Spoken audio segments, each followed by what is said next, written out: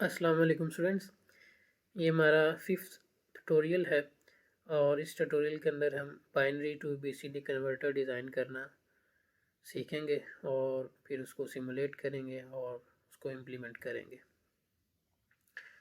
तो आज जो हमारा प्रोजेक्ट है उसकी स्टेटमेंट ये है कि design a digital system to convert n bit binary number to its equivalent BCD number. इसको सिमुलेट करें Xilinx विवाडो सॉफ्टवेयर में और फाइनली अपने डिज़ाइन को टेस्ट करें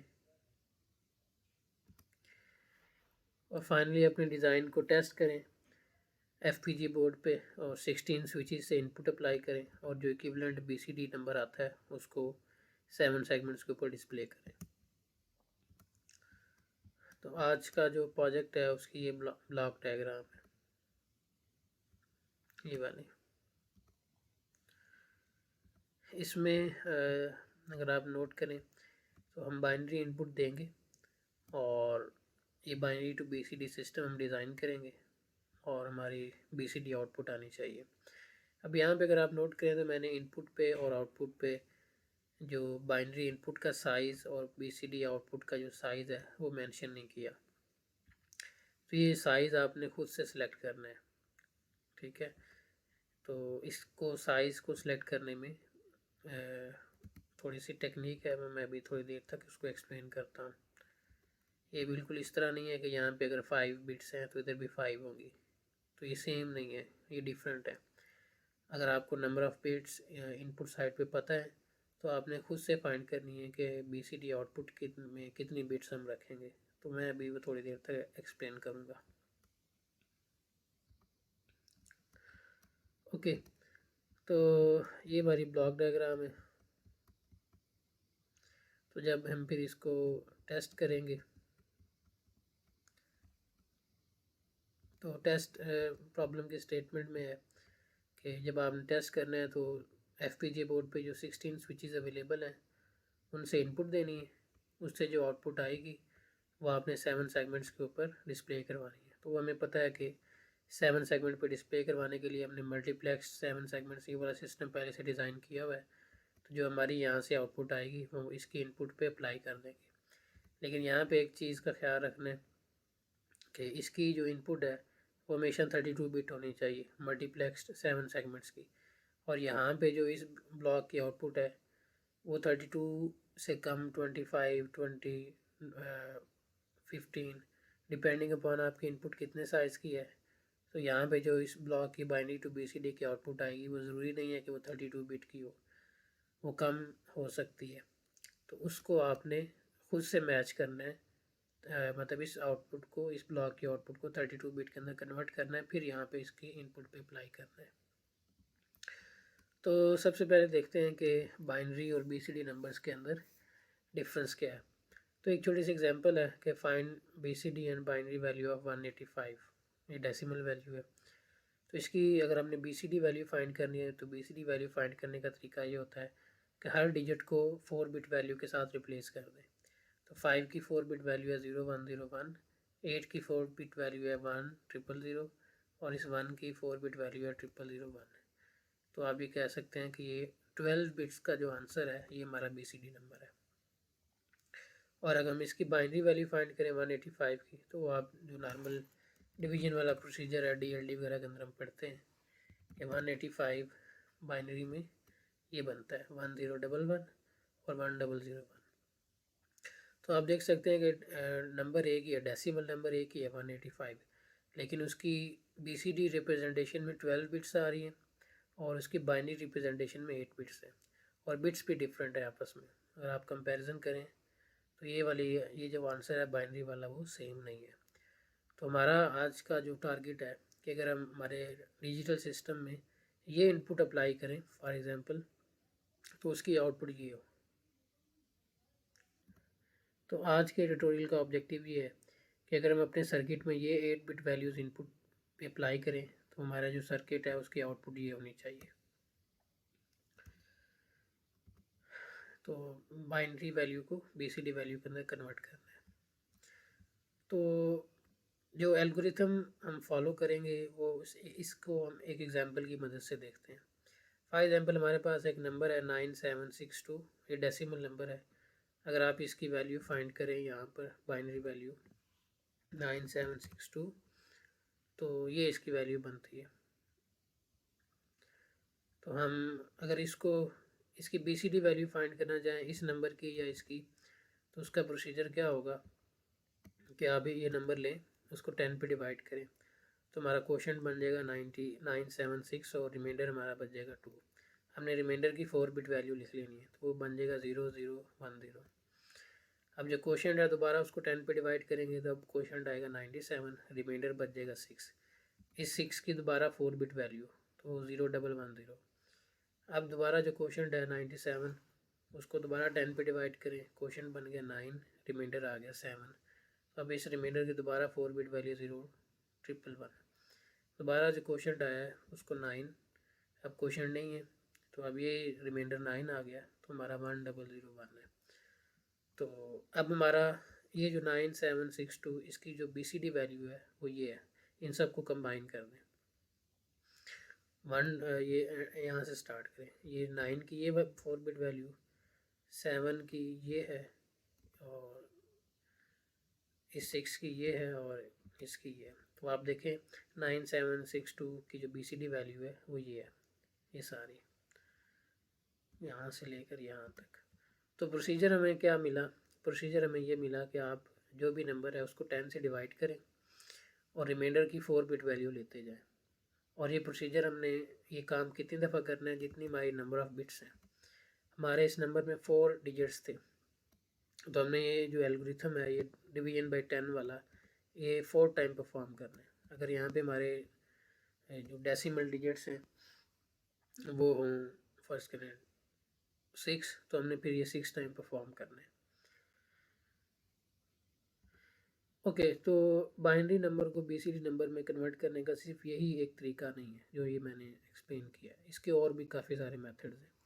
हम स्टेट मशीन से भी इसको कन्वर्ट करवा सकते हैं, और भी कुछ एल्गोरिथम है उनकी मदद से भी कर सकते हैं, लेकिन मुझे उन सब में से ये ज़्यादा इजी लगा, तो इस वजह से मैं इसी की बेस पे हम इसी प्रोसीजर को वेरिलॉग कोड के अंदर इम्प्लीमेंट करेंगे। तो अब एक क्वेश्चन है कि जो अगर आपको पता है कि फर्ज करें कि आपके पास 8 बिट नंबर है, क्योंकि आप इनपुट तो आपने अप्लाई करनी है ना, यूज़र ने अप्लाई करनी है, तो यूज़र को पता होगा कि उसकी इनपुट कितने बिट की है।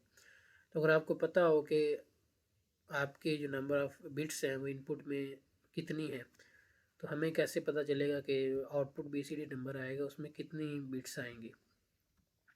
तो उसका एक प्रोसीजर है। फ़र्ज़ करें मैं उसको यहाँ पे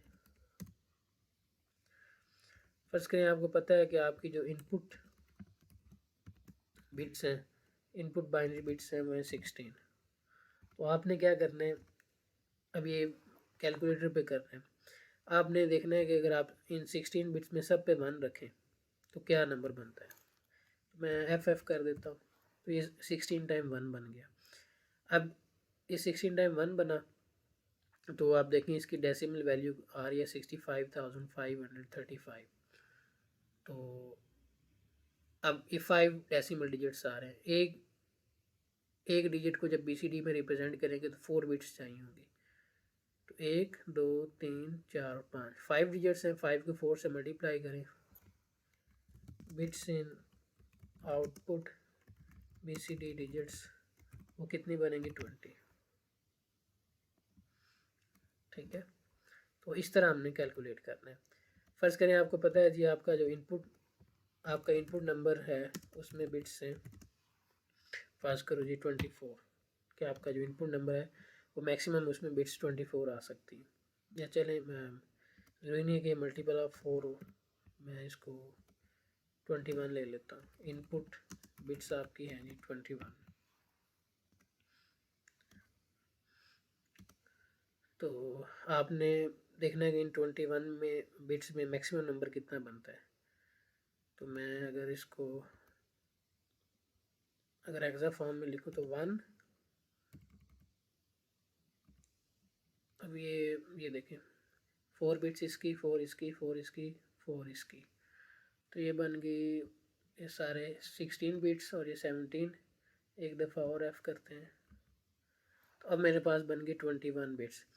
तो 21 बिट्स में जो मैक्सिमम डेसिमल नंबर आ सकता है उसमें कितने डिजिट्स हैं? 1 2 3 4 5 6 और 7, 7 डिजिट्स हैं। तो एक डिजिट को रिप्रेजेंट करने में BCD में हमें 4 बिट्स चाहिए। तो 7 इंटू 4 बिट्स इन आउटपुट BCD नंबर, ये डिजिट्स कितनी बनेंगी? 20। ठीक है, तो ये आपको ये पता होगा ये वाला नंबर इनपुट बिट्स कितनी है। तो आपने देखना है कि उन बिट्स में मैक्सिमम नंबर कितना आता है और उसकी डेसिमल वैल्यू फाइंड करनी है। और फिर डेसिमल वैल्यू में जितने डिजिट्स आ रहे हैं हर एक को नंबर ऑफ डिजिट्स काउंट करने हैं, उनको 4 से मल्टीप्लाई कर देना है। ठीक है, तो ये प्रोसीजर है। तो ये आप मतलब ये यूज़र के कंट्रोल में है कि वो अपनी correct input number of digits उसको पता होनी चाहिए, तो तब वो अपने correct number of output bits जो BCD डिजिट्स के अंदर आनी है उसको कैलकुलेट कर सकता है। तो यहाँ पे जो एग्जांपल ऊपर गिवन है 16 वाले में, उसमें ये देखें इनपुट क्योंकि हमारे 16 बाइनरी स्विचेस होंगे, तो 16 वंस पे अगर हम करें तो ये 16 वंस होंगे। 16 वंस के साथ मैक्सिमम जो डेसिमल बनता है वो 65,535 है। 5 डिजिट्स आते हैं, तो 5 को 4 से मल्टीप्लाई करें तो आंसर आएगा 20। इट मीन्स कि अगर हमारा बाइनरी इनपुट 16 बिट का है तो हमारे जो BCD आउटपुट में जो नंबर ऑफ बिट्स बनेगी वो 20 बनेगी। और क्योंकि आगे मल्टीप्लेक्स 7 सेगमेंट है, उसको इनपुट पे 32 बिट का डाटा चाहिए, हमने वो इस तरह डिज़ाइन किया हुआ है। तो अब आपने इन 20 बिट्स को खुद से कन्वर्ट करना है कि सो दैट कि वो ये 20 बिट्स 32 बिट्स के साथ में कन्वर्ट हो जाए। इनके स्टार्ट में ज़ीरोज़ लगा दें या वंस लगा के, ताकि आपके बाकी जो सेगमेंट्स हैं वो ऑफ हो जाए। तो कहने का मकसद ये है कि जो आपकी ये इस ब्लॉक की बाइनरी टू BCD की आउटपुट आएगी वो आपने इसकी बेस पे कैलकुलेट करनी है जो मैंने अभी एक्सप्लेन किया। और फिर जब आपने इसको 7 सेगमेंट के ऊपर डिस्प्ले करवाना है तो उस केस में मल्टीप्लेक्स 7 सेगमेंट्स ये वाला ब्लॉक यूज़ करेंगे जो पहले डिज़ाइन कर चुके हैं। इस ब्लॉक की इनपुट कितनी होनी चाहिए? 32। तो इसको और इसको मतलब इस ब्लॉक की आउटपुट और इसकी जो इनपुट है, इन दोनों की जो नंबर ऑफ़ बिट्स हैं वो आपने खुद से मैच करनी है। अगर ये कम है तो इसमें इसके स्टार्ट पे या ज़ीरोज़ कैस्केड करेंगे या वंस कैस्केड करेंगे, तो वो अभी हम बाद में उसको देखेंगे। तो ऑब्जेक्टिव ये है कि जो इस ब्लॉक की आउटपुट होगी बाइनरी टू BCD, उसकी आउटपुट विड्थ को या नंबर ऑफ़ बिट्स को हमेशा हमने 32 के अंदर कन्वर्ट करना है, ताकि तब ये वाला ब्लॉक हमारा इस जो भी यहाँ पे नंबर आ रहा होगा उसको यहाँ पे डिस्प्ले कर देगा। अब देखें ये वाला ब्लॉक हमने पहले से डिज़ाइन किया हुआ है। इस ब्लॉक का फंक्शन क्या था कि ये 32 बिट BCD नंबर लेता था और उसको आउटपुट पे डिस्प्ले कर देता था। तो अभी ये ब्लॉक क्या करेगा, ये बाइनरी इनपुट लेगा, उसको BCD आउटपुट पे कन्वर्ट कर देगा, और ये ब्लॉक BCD इनपुट लेगा और उसको डिस्प्ले कर देगा। ये काम हम पहले कर चुके हैं, तो आज हमने इसको डिज़ाइन करना है। ओके जी, अभी हम अपनी कोडिंग को स्टार्ट करते हैं।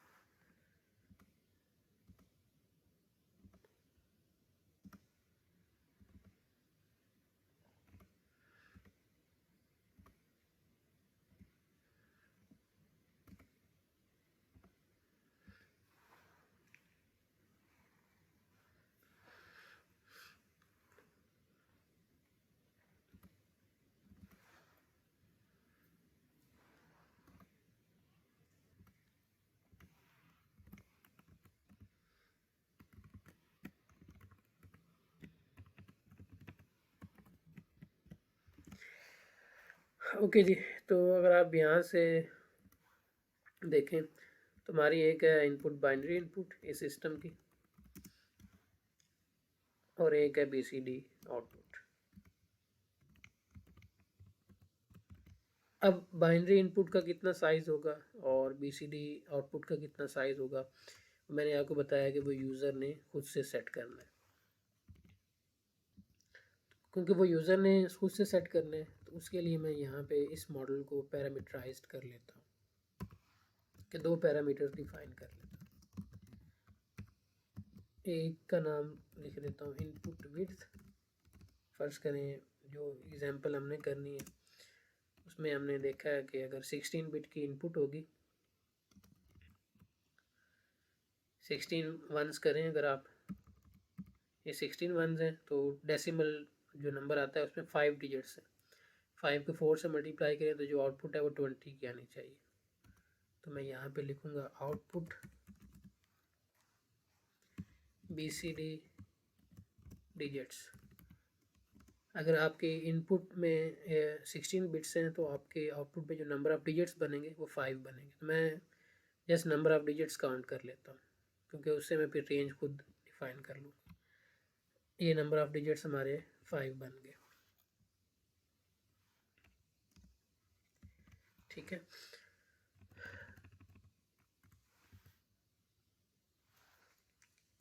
अब जो मेरे इनपुट की रेंज बनेगी वो बनेगी इनपुट विड्थ -1 0, 0 से लेकर 15 तक बाइनरी इनपुट, उसकी वेक्टर की ये रेंज बनेगी। अब आउटपुट क्योंकि 20 बिट्स की है तो 20 बिट्स को हम 0 से लेकर 19 तक लिखेंगे। अगर आपकी आउटपुट ये जिस तरह ये था, ये 16 बिट का है तो इसको हमने बेसिकली लिखा है 15 से 0। अगर अब ये 20 बिट की आउटपुट है तो इसको हम लिखेंगे 19 से 0 या 0 से 19 है। तो जेनेरिक फॉर्म में ये क्या फार्मूला बनेगा, आउटपुट, ये आउटपुट इसको 4 से मल्टीप्लाई करेंगे तो अभी इस केस में 5 है, 4 इंटू 5 20 हो जाएगा, उसमें -1 कर देंगे।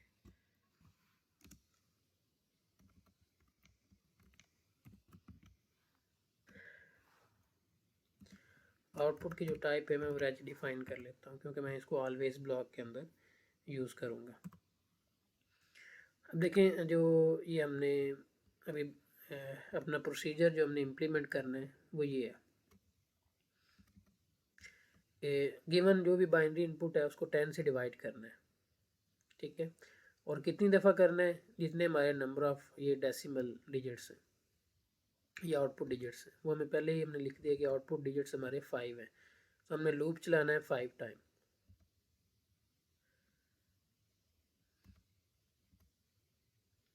तो मुझे रिमाइंडर चाहिए और क्वोशंट चाहिए, तो मैं अपना रिमाइंडर डिफाइन कर लेता हूँ, एक वेरिएबल, एक काउंटर के लिए एक वेरिएबल आई बना लेता हूँ और एक अपना वेरिएबल बना लेता हूँ क्वोशंट का।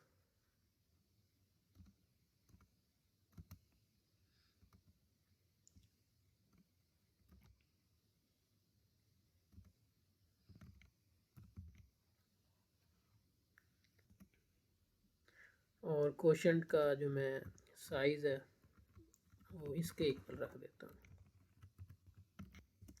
कि मैक्सिमम जो हमारा क्वोशंट है वो जो इनपुट की रेंज है उसके इक्वल आ सकता है।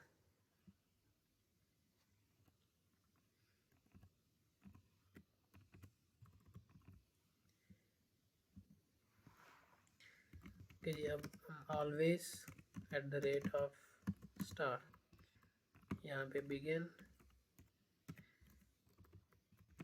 एंड। स्टार का मतलब ये होता है कि अगर आपको पता है, आप ये भी लिख सकते हैं क्योंकि हमारी इनपुट हमें पता है बाइनरी इनपुट है यहाँ पे, तो अगर आप के नंबर ऑफ़ वेरिएबल्स एक से ज़्यादा हों, आप यहाँ पे ना लिखना चाहें इनपुट, तो आप जस्ट स्टार लगा दें। स्टार लगाने से वो ऑटोमेटिकली खुद से फाइंड कर लेता है कि यहाँ पे जो सेंसिटिविटी लिस्ट है उसमें कौन से वेरिएबल्स आने चाहिए, तो हम जस्ट स्टार यूज़ कर लेते हैं कि वो खुद से डिटेक्ट करे।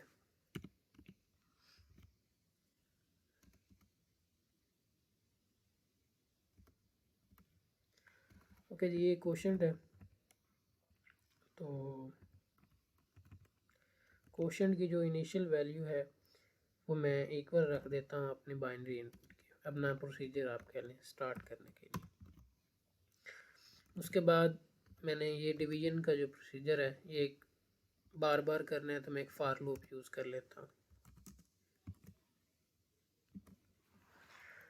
फार I is equal to 0, for loop 0 से स्टार्ट होगा और ये कब तक कंटिन्यू रहना चाहिए, ये रहना चाहिए जितने नंबर ऑफ आउटपुट डिजिट्स हैं, तो वो हमें पहले हमने लिखे हुए जेनेरिक फॉर्म में ये बनेंगे। क्योंकि हम 0 से स्टार्ट कर रहे हैं तो 0 से लेकर आई इज लेस देन और इक्वल टू आउटपुट डिजिट्स -1 और आई को हम i+1 कर देंगे। इसके बाद हमारा बिगिन और एंड आएगा फॉर लूप के लिए और इसके अंदर हम अपनी डिवीजन करेंगे। Remainder will be equal to, क्योंकि इनिशियल वैल्यू हमारी क्वोशंट बाइनरी इनपुट क्वोशंट के इक्वल है, तो क्वोशंट डिवाइडेड बाय 10 हमारा रिमाइंडर आ जाएगा। ओके, अब वेरिलॉग के अंदर ये जो परसेंटेज साइन है ये रिमाइंडर के लिए यूज़ करता है।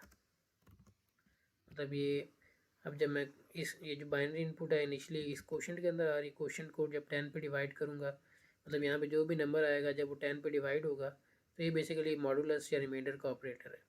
तो उस डिवीजन के 10 पे डिवाइड करने के बाद जो रिमाइंडर आएगा वो यहाँ पे सेव हो जाएगा।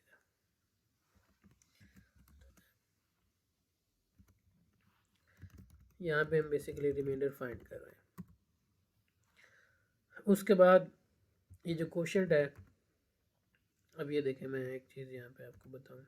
अगर फ़र्ज़ करें हमारा ये नंबर था 9762, तो जब फर्स्ट टाइम हमने 10 पे डिवाइड किया तो रिमाइंडर हमने अलहदा निकाल लिया। अब हमारा क्वोशंट ये होना चाहिए, मतलब अब इस 2 को जो रिमाइंडर हमने निकाल दिया, इस 2 को हमने इस पूरे नंबर से डिस्कार्ड करना है, तब हमारा क्वोशंट बनेगा। तो आप कह लें इनिशियल क्वोशंट हमारा यही है 9762। अब हमने क्योंकि रिमाइंडर 2 ले लिया है तो अब हमने इस 2 को डिस्कार्ड करना है, तो बाकी ये हमारा क्वोशंट आएगा। तो अब इस जो इनिशियल क्वोशंट है 9762, इसको इस क्वोशंट के अंदर कैसे कन्वर्ट करेंगे वो अभी हम करने लगे। हम लिख रहे हैं quotient is equal to quotient divided by 10। अब यहाँ पर ये जो डिवीजन का साइन है ये हमें क्वोशंट देता है। फर्ज करें क्वोशंट की वैल्यू हमारी यहाँ पर थी 97, इनिशियल वैल्यू 9762 डिवाइड बाई 10। जब ये इंस्ट्रक्शन वैल्यूएट होगी तो क्वोशंट आंसर आएगा, वो बनेगा 976। तो इस इंस्ट्रक्शन को एग्जीक्यूट करने से पहले यहाँ पर जो हमारी राइट हैंड साइड है यहाँ पर वैल्यू आ रही है 9762। जब ये इंस्ट्रक्शन एग्जीक्यूट होगी तो यही 9762 अपडेट हो जाएगा 976 में, तो ये 2 ऑटोमेटिकली डिस्कार्ड हो जाएगा। ओके, इसके बाद अब हमने ये जो रिमाइंडर ऊपर फाइंड किया है इसको सेव करना है 4 बिट वैल्यू में। तो हमारा जो आउटपुट है वो BCD आउटपुट है वेरिएबल। अब इसकी हमने इंडेक्सिंग करनी है।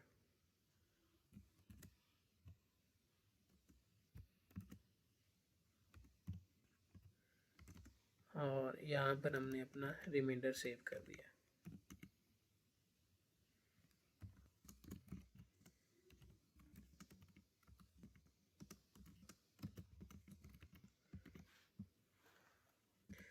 ओके, यहाँ पे ये मैंने एक स्पेशल ऑपरेटर यूज़ किया है, ये प्लस और आगे कॉलन।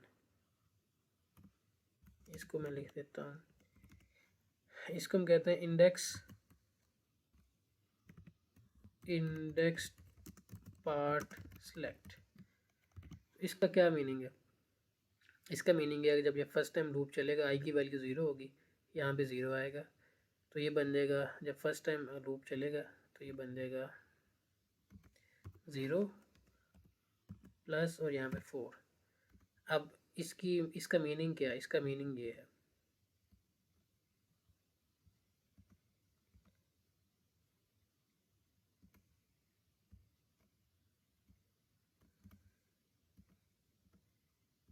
इसका मीनिंग ये है कि ये इंक्रीमेंट है, यहाँ से काउंटिंग स्टार्ट करें अप टू 4, तो ये बेसिकली ये इंडेक्स रेंज बन जाएगी। 4 ज़ीरो से काउंटिंग स्टार्ट करें, 4 टाइम काउंट करें, 0 1 2 और 3, तो ये 4 नंबर आए, तो ये इंडेक्स बेसिकली ये बन जाएगा 3 से लेकर 0 तक। जब ये दूसरी दफ़ा आई, जब 1 होगा, जब ये लूप चलेगा, तो यहाँ पे बन जाएगा 4 प्लस कॉलन और 4, तो ये जो वैल्यू है ये वाली, ये हमेशा 4 है, ये इंक्रीमेंट को शो कर रही है। अब इस लाइन का मतलब क्या है? इस लाइन का मतलब यह है कि 4 से स्टार्ट करें और 4 नंबर काउंट करने हैं, तो वो बन जाएगा 4 5 6 और 7। तो एक्चुअली इसका मीनिंग इंडेक्स में इस तरह बनेगा 7 से 4। जब ये एक दफ़ा और एक्सप्लेन कर देता हूँ, जब आई की वैल्यू 2 होगी, तो यहाँ पे बन जाएगा 8 प्लस कॉलन 4। इसका मतलब ये है कि आप 8 से काउंटिंग स्टार्ट करें और 4 इंक्रीमेंट या 4 नंबर इंक्लूडिंग 8, तो ये बनेगा 8 9 10 और 11। तो इंडेक्स फॉर्म में ये बन जाएगा इस तरह करके। तो इस तरह करके आप कह लें कि जब ये लूप चलेगा, तो फर्स्ट टाइम पे जो हमारा रिमाइंडर कैलकुलेट होगा वो यहाँ पे फर्स्ट रिमाइंडर आएगा, और फर्स्ट रिमाइंडर फॉर एग्जांपल अगर मैं यही एग्जांपल यूज़ करूँ, तो फर्स्ट रिमाइंडर हमारा 2 है, तो इन आउटपुट के इन इंडेक्सेस पे हमारी 2 वैल्यू आएगी। 2 का मतलब है 4 बिट में अगर आप इसको देखें तो बन जाएगा 0 0 1 0। उसके बाद हमारी 6 वैल्यू आएगी इस इंडेक्स पे, तो 6 की अगर आप 4 बिट वैल्यू लिखें तो बन जाएगा 0 1 1 0। उसके बाद हमारा 7 आएगा इन इंडेक्स पे, और 7 की अगर आप वैल्यू लिखें तो 0 1 1 1 है। तो आप देख सकते हैं कि ये जो नोटेशन है, इस नोटेशन की मदद से हम अपना जो रिमाइंडर का आंसर आ रहा है उसको 4 बिट फॉर्म में यहाँ पे सेव करवा रहे हैं।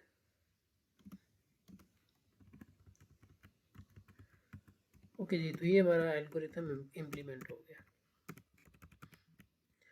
इसमें हो क्या रहा है, सिंपली हो ये रहा है कि हम अपनी बाइनरी इनपुट कोशेंट वेरिएबल के अंदर सेव करवा रहे हैं, और कोशेंट को 10 पे डिवाइड करके रिमाइंडर फाइंड कर रहे हैं, और उस रिमाइंडर को हम BCD आउटपुट अरे के अंदर सेव करवा रहे हैं।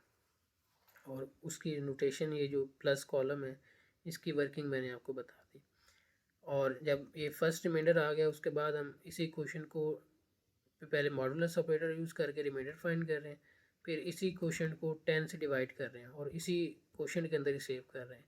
इससे ये वाला 2 डिस्कार्ड हो जाएगा फर्स्ट, जब लूप फर्स्ट टाइम पे चलेगा, फिर नेक्स्ट टाइम पे ये 6 डिस्कार्ड हो जाएगा एंड सो ऑन। तो ये अब एल्गोरिथम क्या करेगा, ये 5 दफ़ा ये लूप चलेगा, क्योंकि हमारे आउटपुट BCD डिजिट्स 5 है, और 5 दफ़ा लूप चलने के बाद हर दफ़ा जो रिमाइंडर आता रहेगा उस रिमाइंडर को यहाँ पे सेव करता रहेगा, और हमारा इस तरह हमारा जो इनपुट बाइनरी नंबर है वो आउटपुट BCD के अंदर कन्वर्ट हो जाएगा। तो अब हम इसको ज़रा चेक कर लेते हैं सिंथेसाइज करके, क्या कोई इसमें सिंटैक्स वगैरह का एरर तो नहीं है। अब ये हमारा जेनेरिक कोड है। अब जब हम इस कोड को किसी भी फंक्शन, किसी दूसरे मॉड्यूल के अंदर इंस्टेंशिएट करेंगे, तो हमारा काम है कि हमने इसको ये इनपुट विड्थ और आउटपुट विड्थ जो है ना, इसकी डिफाइन करने। यहाँ पे एरर है, ये पैरामीटर ब्रैकेट,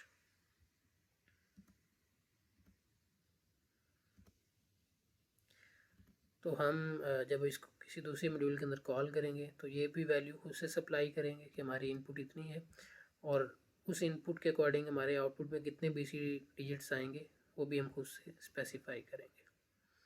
हमने जैसे यहाँ पे नंबर ऑफ़ BCD डिजिट्स लिखने हैं, तो वो आगे ऑटोमेटिकली रेंज खुद ये फाइंड कर रहा है। तो उसका प्रोसीजर मैंने एक्सप्लेन किया हुआ है। फर्स्ट थिंग, अगर आपकी इनपुट 16 बिट की है तो आपने सबको 1 ले लेना है, ये सक्सेसफुली कंप्लीट हो गया। तो सबको 1 लें, तो 1 में देखें ये अब डेसिमल नंबर मैक्सिमम 5 डिजिट का आ रहा है, तो आपने यहाँ पे 5 लिख देना। अगर आपकी इनपुट 17 बिट की है, 17 बिट में तो 1 पहले लिख लें 4F। तो अब ये देखें अगर आपकी इनपुट 17 बिट की होती है तो अब आपके आउटपुट डेसिमल डिजिट्स में 6 आ रहे हैं, तो यहाँ पे आपने 6 सेलेक्ट कर देना है। तो ये इस फंक्शन को बाइनरी टू बीसीडी इस कोड को यूज़ करने से पहले इनपुट विड्थ के अकॉर्डिंग आपको ये थोड़ी बहुत कैलकुलेशन करके कि कितने नंबर ऑफ़ आउटपुट डिजिट्स आने हैं वो यहाँ पे आपने खुद से लिखने हैं। ओके, तो ये अब हमारा जो कोड है सक्सेसफुली सिंथेसाइज हो गया। इसका हम इक्विवेलेंट सर्किट देख लेते हैं। अब देखिए इसके अंदर कोई क्लॉक वगैरह हमने यूज़ नहीं की, तो ये कॉम्बिनेशनल सर्किट बनेगा।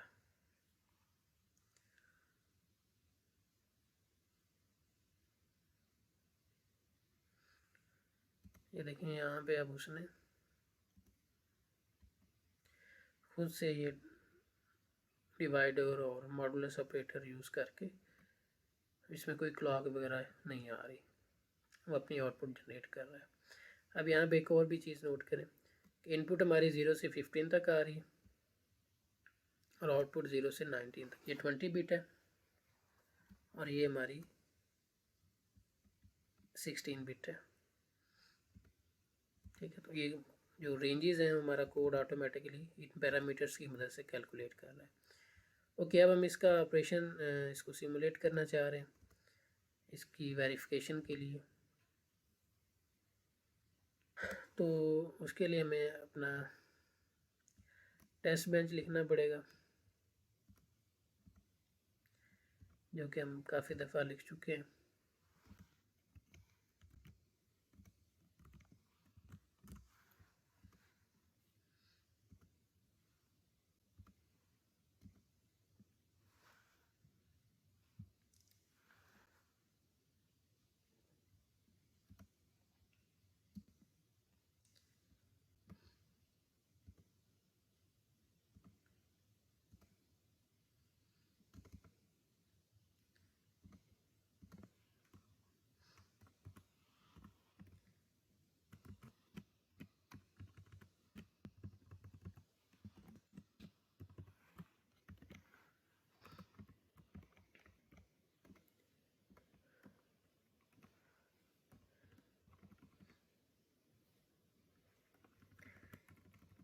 अब टेस्ट बेंच में हमें ये पैरामीटर्स डिफ़ाइन करने पड़ेंगे, तो मैं यहाँ पे पहले इनको डिफ़ाइन कर लेता। आप इस तरह भी लिख सकते हैं एक लाइन के अंदर और अलग-अलग भी लिख सकते हैं। इसके हम अलग-अलग लिख लेते हैं।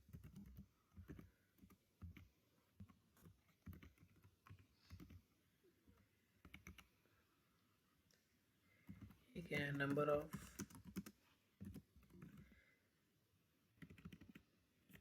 Bits in binary input. हमने कैलकुलेट किए कि number of digits in decimal digits in BCD output. ये दोनों वैल्यूज़ हमने खुद से सेट करनी है। उसके बाद ये जैसे इसको कॉपी कर लें, ये हमने रेज टाइप डिफाइन करना है और ये फाइल टाइप।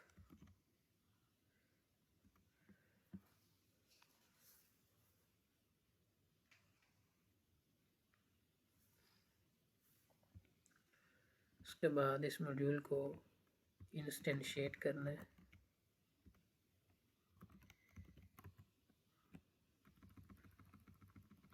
थोड़ा सा सिंटैक्स करेक्ट करना है।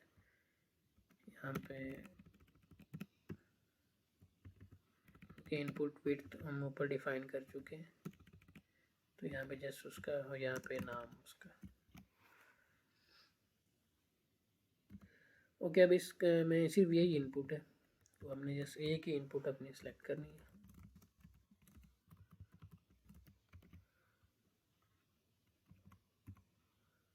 क्योंकि अभी हमने 16 बिट की वैल्यू ली है, तो मैं 16 बिट पे फर्स्ट करें हेक्सा में सारे 1 कर देता हूँ,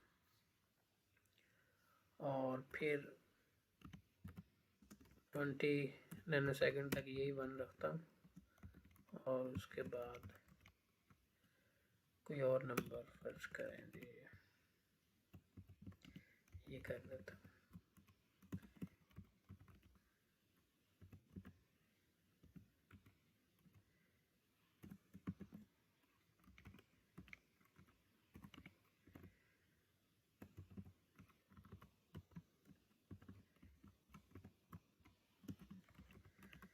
कुछ 4-5 वैल्यूज रैंडमली यूज़ कर लें। अब ये मैं हेक्सा में अप्लाई कर रहा हूँ, आप बाइनरी में मेरे को लिख सकते हैं। फर्स्ट की इतनी वैल्यूज बहुत है। आगे हमने इसको सिमुलेट करना है, बस करो जी 100 नैनोसेकंड तक।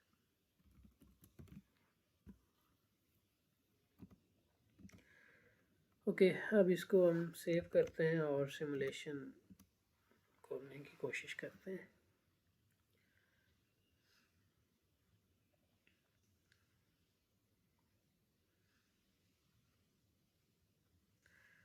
ओहो, एंटीवायरस को डीएक्टिवेट करना है। ओके जी, एंटीवायरस डीएक्टिवेट कर दिया है। दोबारा इसको सिमुलेट करते हैं।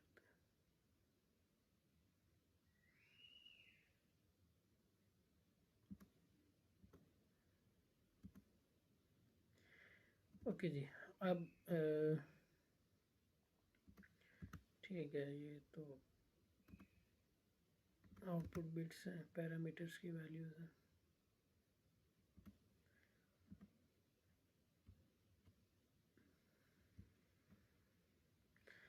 अब ये देखें, अगर हमने इनपुट पे टेट्राएफ अप्लाई किया, टेट्राएफ का मतलब है कि 16 टाइम्स 1, तो हमारी BCD आउटपुट क्या बनी है 65,535।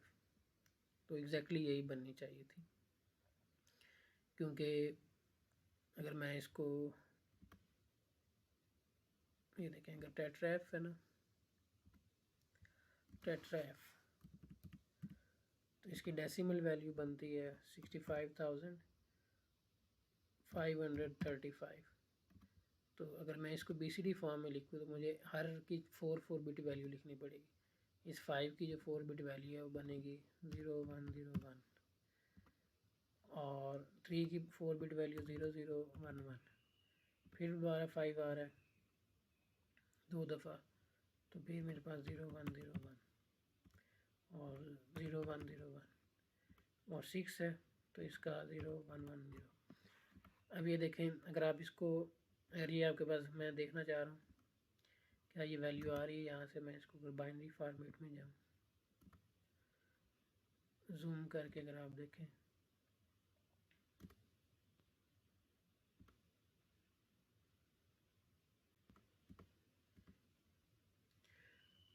तो 1010, ये देखें 1010, आगे 1100, ये 1100,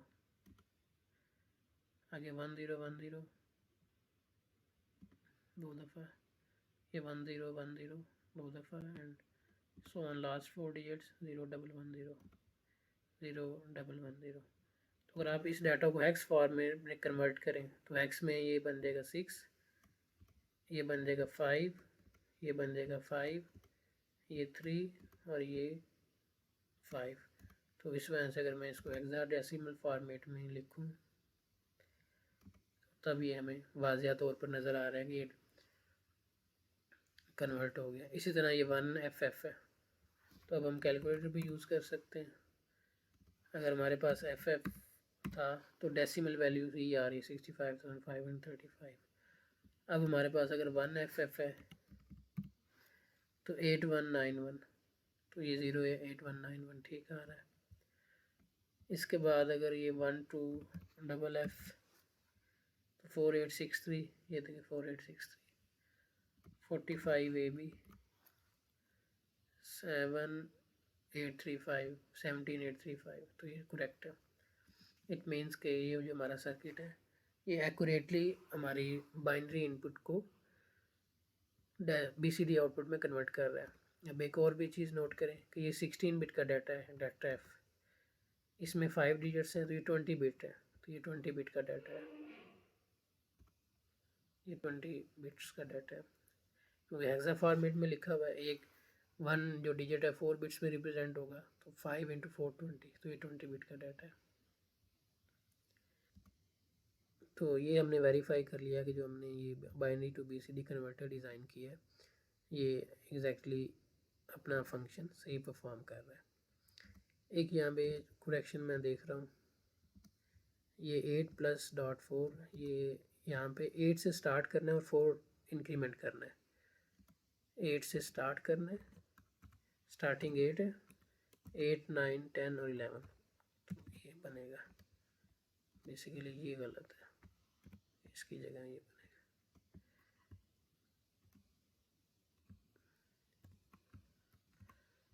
ये इंक्रीमेंट को शो कर रहा है और ये स्टार्टिंग वैल्यू, इसमें इतने नंबर ऐड कर दें, स्टार्टिंग फ्रॉम 8 4 काउंट करें, 8 9 10 और 11, तो ये इस तरह जाएगा। ओके जी, अल्लाह हाफिज़।